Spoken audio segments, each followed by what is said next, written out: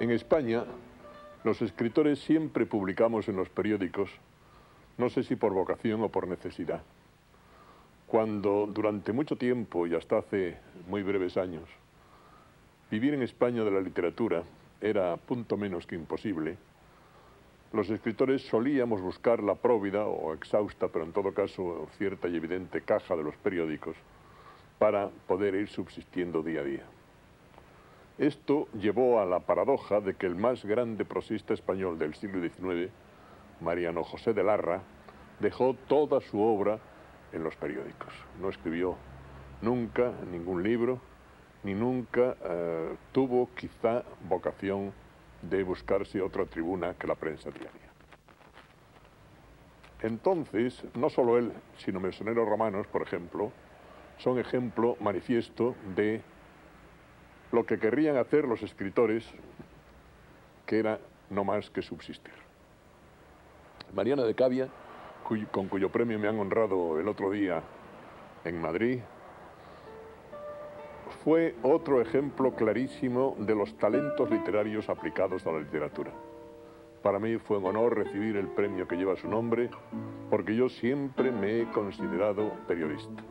Creo que la herramienta es común, la pluma y el papel, entre los periodistas y los escritores, y creo también que no hay diferencia ninguna en el uso de la herramienta. Tenemos una ventaja los escritores de libros sobre los periodistas, y es que contra nosotros no lucha el tiempo, y contra el periodista sí, porque naturalmente la edición hay que cerrarla a una hora determinada, y esto no admite excusas de ninguna clase. Naturalmente, cabría suponer que no siempre los periodistas llegan a adquirirla. En España hoy, por ejemplo, el nivel, aunque hay grandes cumbres todavía, el nivel ha bajado. Esto es lógico y es producto de las escuelas de periodismo. El periodista, como el escritor, tiene que hacerse en la calle. Las escuelas de periodistas, como los talleres de escritores, son una especie de broma, de siniestra broma de salón que acabará derrotando a la literatura o al periodismo. El periodismo se hacía en la calle, y el periodismo vivía en la calle, y el periodismo se elaboraba después en las casas o en los cafés.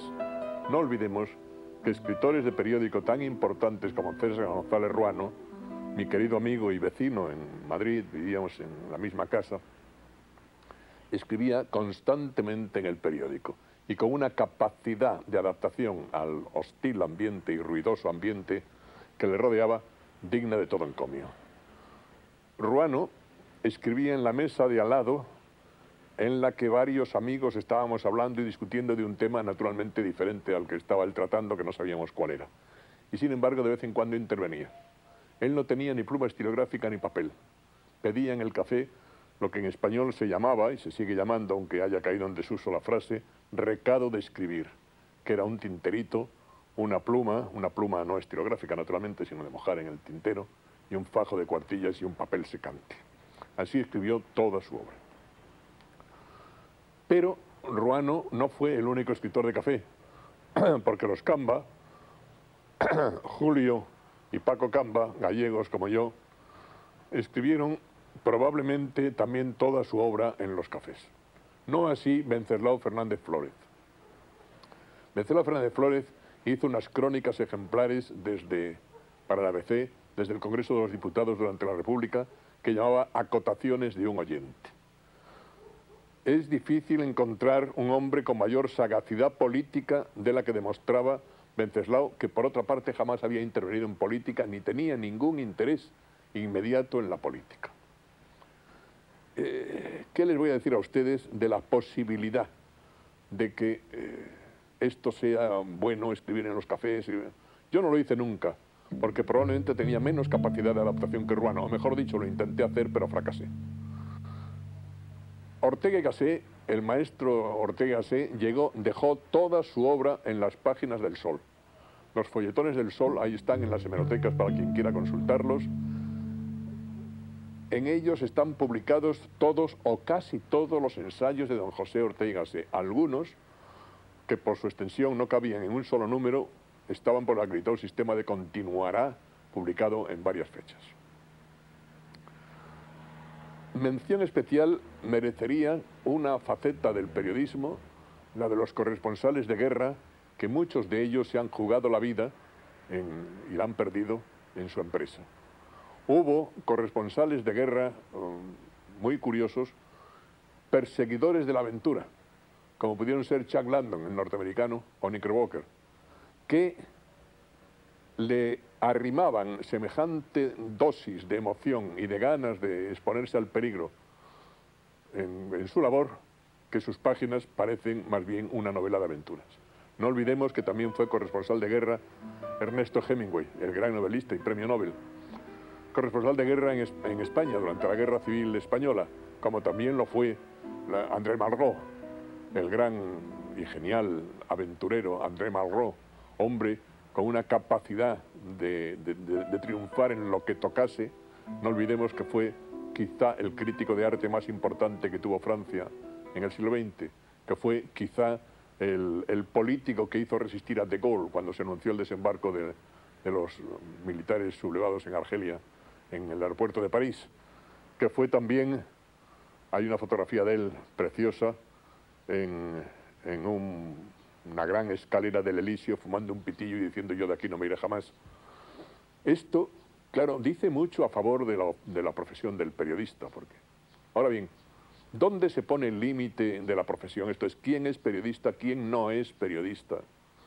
Yo creo que periodista es todo el que escribe en los periódicos. Cuando a mí me dieron este premio me sentí muy orgulloso de él, porque yo oficialmente también soy periodista. Yo tengo el carnet desde hace 50 años, más o menos, 48 años. El número 1044 es uno de los más antiguos que puede haber en España. Y me llenó de satisfacción el que pudiese ser premiado en esta faceta tan ajena. Dije entonces que yo que había recibido el premio Cavia tan solo 3 años después de haber recibido el premio Nobel.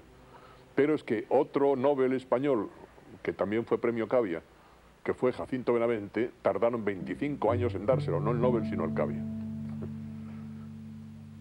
Expresé entonces mi dodecálogo de los deberes del periodista. No voy a repetir aquí, entre otras cosas que no me lo sé de memoria, pero sí quisiera insistir en que el periodista siempre está al servicio de la noticia o de la palabra. Jamás es intérprete, jamás es actor, sino simple cronista de aquello que va viendo. Yo pienso que nosotros, los periodistas, o nosotros los escritores, cuando ejercemos de periodistas, no somos el eje de nada y sí el eco de todo. Si no se entiende esto así, es muy probable que acabe desvirtuándose la propia esencia del periodismo. No olvidemos, en la enumeración que hemos hecho de cronistas de guerra o de cronistas o periodistas más o menos aventureros y arriesgados, a Rachid Debré, que acompañó al Che Guevara, que llegó a estar condenado a muerte y que fue realmente un héroe de la información. Podría seguir, naturalmente, aportando ejemplos hacia lo que quiero tratar de dejar constancia, que es la identidad entre ambos oficios. No se puede pensar que el escritor que firma en el periódico es menos o más escritor que aquel que no firma en los periódicos, y sí en la cabecera de los libros. Sí podría ser un ejemplo del periodista ultranza el redactor de mesa que jamás firma una crónica. Por otra parte, cuando los cronistas iban a cualquier punto del mundo, trataban de reflejar aquello que veían inmediatamente, jamás tratando de darle una interpretación, porque eso ya competiría a los editorialistas del periódico o a la política que siguiese cada periódico en su momento determinado, los gobiernos o quienes fueren.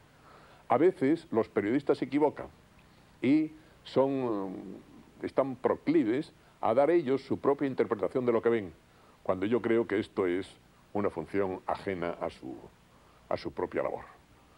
Y no sé qué más podría decirles a ustedes. Este recuerdo emocionado a mis maestros con los que he convivido y con los que no he convivido, los viejos Larra, Mesonero Romanos, Mariano de Cavia, los viejos también, pero no tanto, y ya contemporáneos míos, de los hermanos Camba, de César González Ruano, de mi paisano Wenceslao Fernández Flórez, hacia quienes envío, donde estuvieren, mi mejor recuerdo.